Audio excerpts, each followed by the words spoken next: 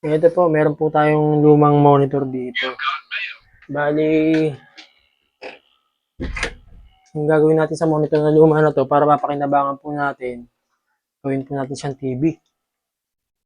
Ang kailangan lang po natin ay monitor, saka yung BGA na mini.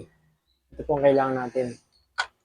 Saka po speaker, saka po TV Plus. TV Plus po. Ayan. Try po natin kung gagana siya. Ayan, sinaksak na po dito yung sa TV Plus. Ito yung sa TV Plus. Ito po yung sa monitor. Ito naman po yung sa speaker. Bali, ito po yung magiging power supply ng speaker. Charger lang po. Isaksak po natin ang ating charger.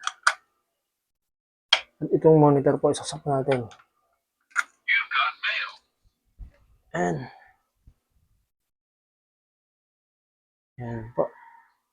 Gumana po siya. Okay po. Ayan, gumana siya. Meron tayong monitor na pwedeng gawing TV. Ayan po, may TV na po tayo.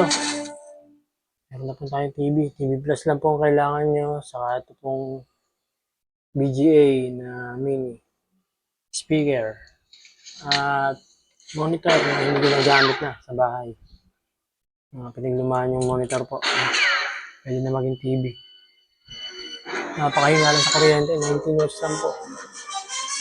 19 watts sa solar po kayo na nito. Ayan po, sarili na po tayong TV yan. Pinaglumaan lang po ng ating PC. Hawak na namin siya. Okay na po siya. Anong ibig ko sabihin? Hawak nyo lang. Gusto niyo pong magkaroon ng TV na mura lang. Yan. Dapat Mga makita mo pinaglumaan lang po na PC. Ito na po ang Obsessed kailangan. siya sa kanya. Sigurado ka siya yan? Okay po. Salamat po.